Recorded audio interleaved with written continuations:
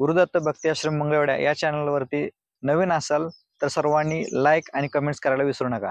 अवधूत चिंतन श्री गुरुदेव। तुझा घडावा तुझे कारणी देह माझा पडावा, उपेक्षू नको गुणवंता अनंता, रघुनायका मागणे हेची। जय जय रघुवीर समर्थम राजाधिराज सद्गुरुनाथ माधवानंद प्रभु की जय। राजाधिराज सद्गुरुनाथ समर्थ रत्नाकर महाराज की जय। राजाधिराज सद्गुरुनाथ दशरथ महाराज की जय। राजाधिराज सद्गुरुनाथ शिवाजी महाराज की जय। सब संतन की जय। बाल गोपाल की जय। जो काय अनुष्ठानचा कार्यक्रम आहे, आपण श्रद्धेनं आपले गुरुवर्य रत्नाकर महाराज शिवाजी महाराज यांची जी काही कार्यशक्ती आहे, यांच्या जीवावरच, यांच्या नावावर आपला जरी मनुष्य देह जरी असला तर आपण कार्य करायचं आहे। पण कार्य करत असताना आपल्याला उद्याचं काय हे कळत नाही।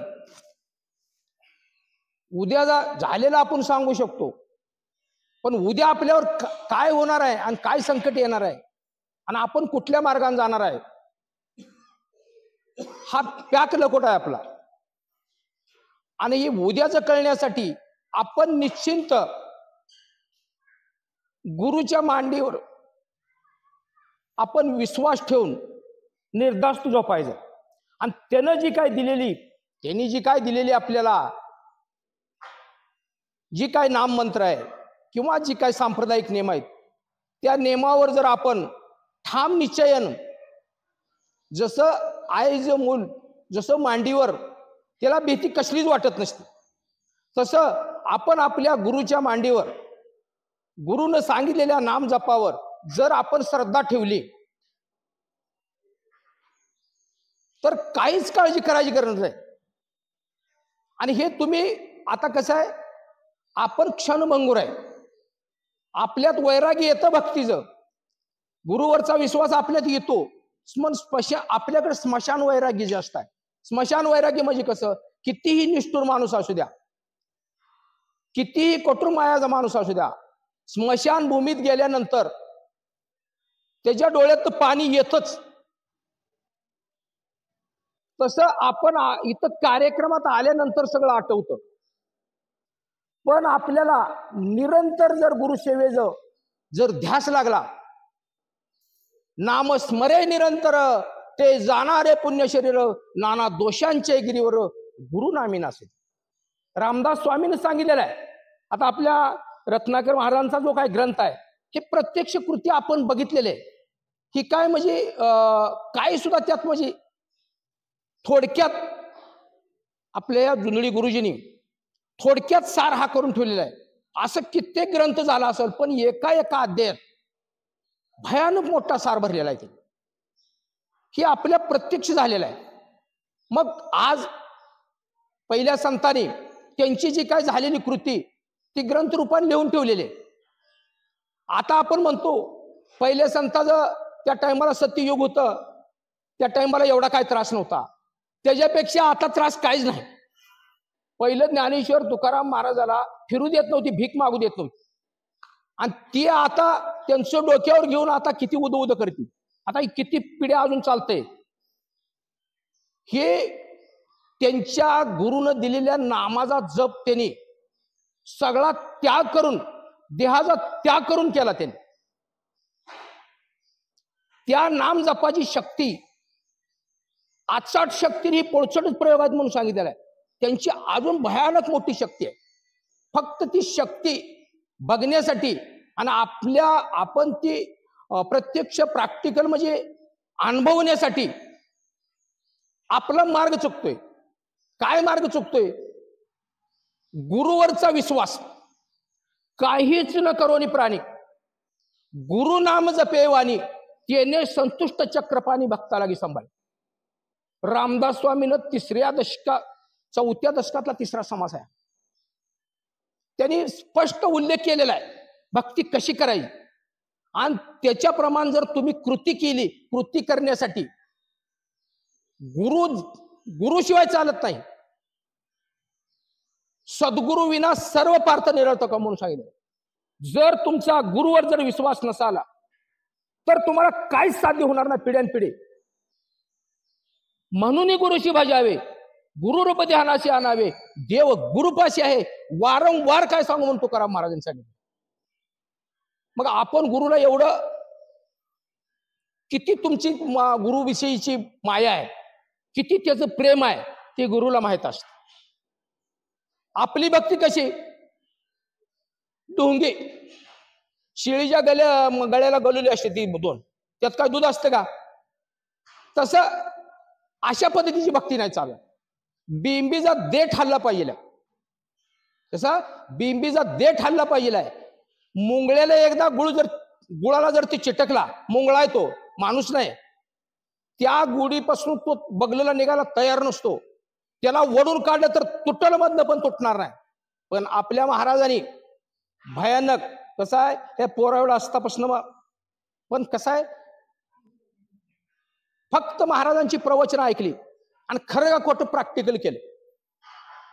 विश्वास माझा सुद्धा बसत नव्हता बरं का, पण प्रॅक्टिकल केलं. प्रॅक्टिकल केल्यानंतर ते आता कसं आहे, साखर चांगली आहे बरोबर, आपण खाल्ल्याशिवाय कळत नाही. तुम्ही कृती करून बघा, वेळ गेलेली नाही. देव ही काय आहे तर तुम्हाला बघायचंच असेल तर योगायोगानं आपल्याला रत्नाकर महाराज आणि शिवाजी महाराज गुरु भेटलेली. त्यांच्या शब्दावर विश्वास ठेवा, त्यांच्या त्या नाम जपाला अखंड नाम जप जावा. आपण काय करतो, अखंड 24 तास आपल्या डोक्यात प्रपंच आहे. प्रपंच तुमचा होत असतो. तुमची ज्या टाइमाला सदभक्ती झाली, सद साक्षात्कार होईल उद्धार पूर्वजांचा, साधतील येणे यह परलोक, सत्य सत्य भाक माझी तुम्हाला शपथ खाऊन देवाने सांगितलेलं आहे, संतांनी सांगितलेलं आहे. तुम्ही विश्वास धरा, काहीच करू नका. आता काय काय तर मत आहे, काय आम्हाला ग्रंथ वाचायला येत नाही, काय ग्रंथाची गरज, ज्याचं त्याला मार्ग. आता पहिले काय PhD कुठल्या काय M.Com होतं काय पहिलं, ती लोक कुठल्या शाळेत गेली, कुठल्या डिग्र्या त्यांनी मिळवल्या.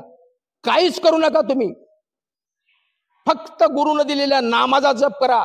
असा करा असा करा. तुम्ही नाम जपाला बसल्यानंतर कडनी तुमच्या जर एखादी वरात वाजत गेली तर तुमच्या कानानं ऐकलं ना पाहिजे. तुमच्या त्वचेला चिमटा घेतला तर ही त्वचा बधीर झाली पाहिजे. एकम नित्यम विमलमच्छतम सर्वधी साक्षभूतम भावातीतम त्रिगुणरहितम सद्गुण मागे. तुम्ही गुरुवर विश्वास ठेवून तुम्ही देह गेला तर 72 ठेवून ह्याचा काय उपयोग नाही. ह्या गुरुच्या भक्तीत देह गेला तर 72, एवढा ज्या टायमाला तुम्हाला त्याग तयार होईल त्या टायमाला गुरुला आणि देवाला तुमचं कार्य होईल म्हणायचं नाही, करावंच लागेल. आणि गुरुजी ज्या टायमाला तुम्हाला प्रसन्नात मिळेल देवाला, त्या टायमाला तुम्ही काय मागायचं, जनतेचं कल्याण करणारी आणि गुरु भक्तीला तडा न जाणारी अशी मला शक्ती दे. आपण इकडं सरपंच होती, तजी जमीन मिळू दे असलं जर मागितलं तिथंच फसतंय वर्म. म्हणून काहीच न करोनी प्राणी गुरु नाम जपेवानी तेने संतुष्ट चक्रपाणी भक्ताला दिसा. आणि गुरुला अधिकार इतकं दिलेलं आहे देवान. गुरु एवढं भक्त घडवायला देवाला नॅट लागत नाही. एवढं गुरु हा म्हणतो भक्ताला, बघ एवढ्या वाऱ्या करायला पाहिजे, असा नाम जप करायचा, तुझं इथं चुकतंय. गुरु म्हणजे एक फिल्टरचं पाणी जसं असतं, भक्त फिल्टरच्या पाण्यासारखी भक्ताची तू गुरु हा पूर्ण घाण काढत असतो. आणि गुरु मार्फत आलेला जो काय भक्त आहे, डोळे झाकून सही होती त्याच्यावर. म्हणून मोकाट सेवा तुम्ही करू नका. आता या सरगर महाराजांनी सुद्धा सांगितलेलं, तुम्ही एक कमीत कमी एक 10 पैसे जरी तुम्ही आचरणात आणलं मोहरल्या आपल्या कार्यक्रमापत्र ह्या, तर हा यात तुमचा किती तर बदल झाल्याशिवाय राहणार नाही.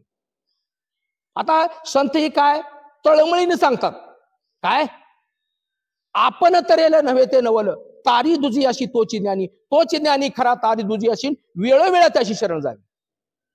दुसऱ्याला तारणारा जो काय भक्त आहे त्याला एकदा शरण जाऊन चालत नाही, वेळोवेळा त्याशी शरण जावी. आणि शरण गेली आणि काय होते पळ तुका म्हणे कुळच उद्धरते. आपला तर उद्धार होईल पण कुळाचाच उद्धार होईल. आता सध्या आपलं आपल्यालाच काय कळलं का, तर आपण गुरुभक्तीला कमी पडतोय. तर देवापाशी मागताना सुद्धा पण आपल्याला सद्बुद्धी पाहिजे. आता सध्या कसं आहे, पहिलं आता आई वडिलाला सुद्धा सांभाळायचं किती तर जड झालेलं. किती तर तत्वज्ञानी लोक आहेत. एका गुरुला कळलं, संभ्रमात अशी भक्त बसल्यानंतर गुरुनं ओळखलं शिष्याच्या मनात काय आहे, पुढं काय कलियुग येणार आहे, काय करायचं. शिष्याशीना सांगितलं कलियुगात पुढे काय होणार आहे, तुम्ही तुम्हाला आपल्या आश्रमात एक तुम्हाला दाखवतो म्हणून नेलं. सगळी शिष्य घेऊन गेले अशा आपल्या या आश्रमासारखं. मग एका ठिकाणी काय होतं, 5 हौद होतं. 5 एकाच लांबी रुंदीचं खोलीची एकाच, त्या 4 हौद तिथं भरलेलं होतं. मग त्या 4 हौदानं एक हौद त्या शिष्याला सांगितलं, ही 4 हौद उपसून म्हणला तुम्ही पाणी एका हौदात टाका म्हणलं. 4 हौद उपसून एका हौदात टाकलं तर ती हौद अर्धाच झाला, तेवढेच लांबी रुंदी. आणि पुन्हा ते एक हौद जी काय होता ती हौदातलं पाणी ही 4 हौद भरलं. ह्याचं काय उत्तर आहे. ते म्हणले सारख्याच लांबी रुंदी जायचं, एका हौदाने 4 हौद भरत आणि 4 हौदाने 1 हौद भरत नाही, काय प्रकार आहे हा. तर पुढे कलियुग येणार आहे. एका आई वडिलाला जरी 4 मुलं असली तर एक आई वडील 4 मुलं चांगल्या पद्धतीने सांभाळतो. पाक नोकरी लागेल त्याचं पाक मरेपर्यंत त्याच्यावर लक्ष ठेवू. पण ज्या टायमाला आई वडील बसते ती त्यांना होत नाही, त्या टायमाला चौघाला एक आई वडील सांभाळत. हे कलियुगातलं गुरुनं दिलेला म्हणजे होत. चला म्हणला पुढं. आता त्याच्या पुढे गेल्यानंतर एक डोंगर केसावड्या दोऱ्या म्हणजे दोऱ्याला असा लटकत होता. सांगितलं, शिष्याने विचारलं काय, तर म्हणला या कलियुगात पाप पक्कळ होणार आहे, भरपूर पाप होणार आहे. आणि हे तारायचं जर असेल, ह्यातनं तरुण जर निघायचं असेल तर तुम्ही गुरुमार्फत एक दोऱ्या एवढी जरी सेवा केली तर तुमचं डोंगरावढं पाप ती गुरुशक्ती तारू शकते. एवढं गुरुला महत्व दिलेलं आहे. आता दुसऱ्या अध्यायात तर का नाही, गुरुचरित्र दुसऱ्या अध्यायात ब्रह्मदेवानं सांगितलंय, दुसऱ्या अध्यायातली 23वी 24वी वेळ काय सांगितलंय, देव कोपला तर गुरु आकळू शकतो, पण गुरु कोपला तर देव आकळू शकतो. हा बोल कवनाचा कुठल्या शास्त्र पुराणाचा, गुरुचरित्र अध्याय नंबर 2 23-24वी वेळ. मग एवढा अधिकार देवाने दिलेला आहे. मग आपण आपल्या गुरुला जर किरकोळ समजायला आलो तर तुम्ही तिथंच नापास होताय, त्याच्या पुढलं काय तुम्हाला दिसत नाही. आणि गुरुला पावर देवाच्या नावानं तुम्हाला मी सांगत नाही. सद्गुरु नामे पूजी काष्टपाशाने, काय सद्गुरु नामे पूजी काष्टपाशाने, ते शुभ होती, ते देव होती, तेच कार्य करते. गुरुच्या नावानं तुम्ही दगड आणि लाकडं जरी पूजली तर तुमचं काम होतंय म्हणून सांगितलेलं आहे. पण तुमची श्रद्धेनं भक्ती नामाची पावर पाहिजे. गुरुच्या नावानं तुम्ही पूजायचे, गुरुच्या नावानं रत्नाकर महाराज की जय, शिवाजी महाराज की जय म्हणून तुम्ही विश्वासानं तुम्ही स्मरण करा. बघा तुम्ही अनुभव. सद्गुरु विना सर्व पार्थ, स्वतः रामदास स्वामींनी सांगितलेलं आहे. आपण ग्रंथ वाचतो, त्यातली एकात्र ववीचं प्रॅक्टिकल करा तुम्ही. हितच आपण कमी पडतोय. ब्रह्मदेवे लिहिली आपल्या करे, लिहिली अष्टी दुष्टाक्षरे, गुरुकृपेती शुभ होती.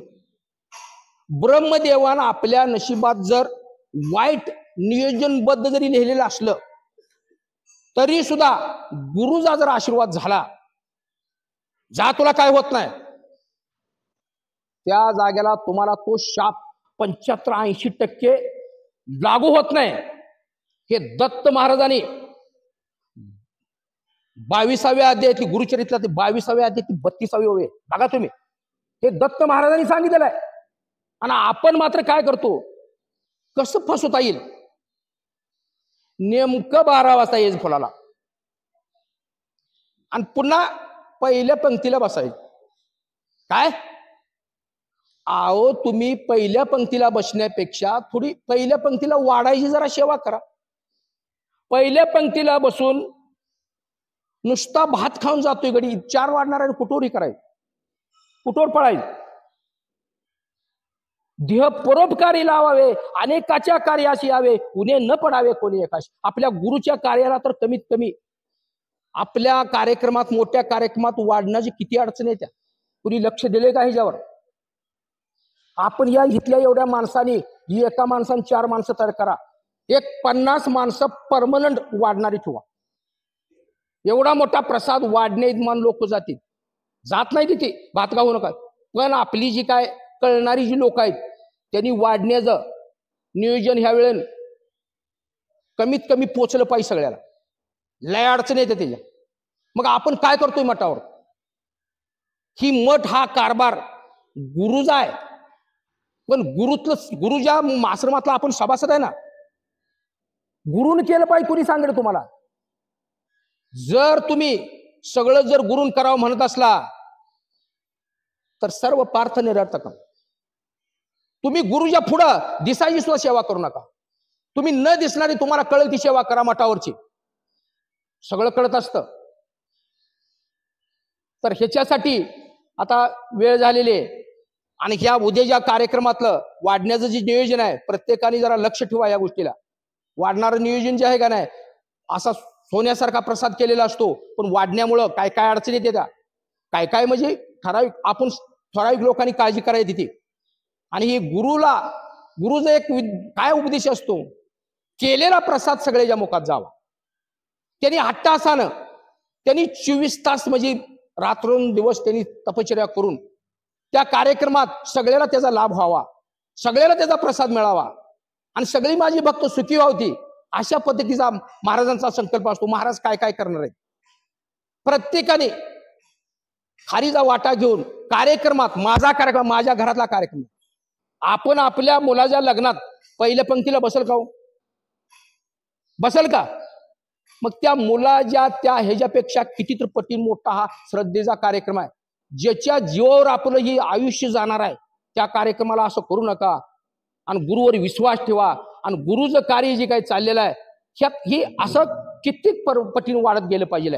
आणि आपल्या रत्नाकर महाराजाचा हा झेंडा असा इतका वाढला पाहिजे की त्याच्यासारखा दुसरा झालाच ना पाहिजे. आणि त्याचीच धुरा आपल्या शिवाजी महाराजांनी कितीतरी पटीने पुढे आणलेली. तुम्ही बघा, महाराज असलेल्यापेक्षा आता कार्यक्रम वाढलाय का नाही? वाढलाय का नाही? आपल्याला काय वाटतं आता आपलं महाराज गेल्यावर काय होतं? त्याच्यानंतर जास्त वाढत असतं. त्यांची एक अदृश्य शक्ती असते. तुम्हाला वाटत असेल महाराज ह्या जागेला नाही, निर्गुण शक्ती तुम्हाला दिसत नाही. तुम्हाला महाराज इथं आहे का नाही दिसत नाही. आता तुमच्यापाशी काड्याची पिठी आहे, काड्याची पिठी आहे, पण ती म्हणजे त्याचं ती ज्योत पिटवण्यासाठी काय करायला लागतं? घर्षण करायला लागतं. घर्षण केल्यावर त्यातनं अग्नी बाहेर पडतंय. तसं गुरुच्या नाम जपाचं तुम्ही नामस्मरण करून घर्षण करा, तुम्हाला रत्नाकर महाराज दृष्टांत घरी उचल आणि तुम्हाला काय मागायची वेळ येणार नाही. ही माझ्या रत्नाकर महाराजाची शान आहे. आणि शिवाजी महाराज हे रत्नाकर महाराजच त्यांच्यापेक्षा कितीतरी पटीनं म्हणजे त्यांना शक्ती दिलेली आहे. त्यांच्यावर विश्वास ठेवा, त्यांचं नाम जप घ्या आणि तुम्ही अनुभव घ्या. अशा पद्धतीचं आमच्या ह्या रत्नाकर महाराजांनी ही काय लावलेली ही जी काय वटवृक्ष आहे त्याची अशी कित्येक लोकांना ह्यांची फळं मिळालेली आहे ती आणि मिळलेली आहे ती. ही टिकवा, काय टिकवा. तुम्ही एका आठवड्यात पगार काम केलं म्हणजे तुम्हाला आयुष्यभर पगार मिळत नाही. हे निरंतर सेवा आहे. निरंतर तुम्ही नामजप करा, तुमचा सगळा आनंद झाल्याशिवाय राहणार नाही. आणि या आमच्या रत्नाकर महाराजांनी आणि शिवाजी महाराजांनी जी काय कृती आता सध्या चालू आहे ह्याचा सगळ्यांनी आनंद घ्यावा. हीच म्हणजे जी काय हा बोध आहे आमच्या रत्नाकर महाराजांनी दिलेला बोध आज तागायत आमच्या कानात ते प्रवचन घुमतील आणि त्याची कृती केलेली आहे. म्हणून गुरुशी बजावे, गुरुरूप ध्यानाशी आणावे, देव गुरुपाशी आहे. तर अशा पद्धतीचा ही जी काय झालेली सेवा आहे आमची रत्नाकर महाराज शिवाजी महाराजांच्या चरणी ठेवून मी माझे 2 शब्द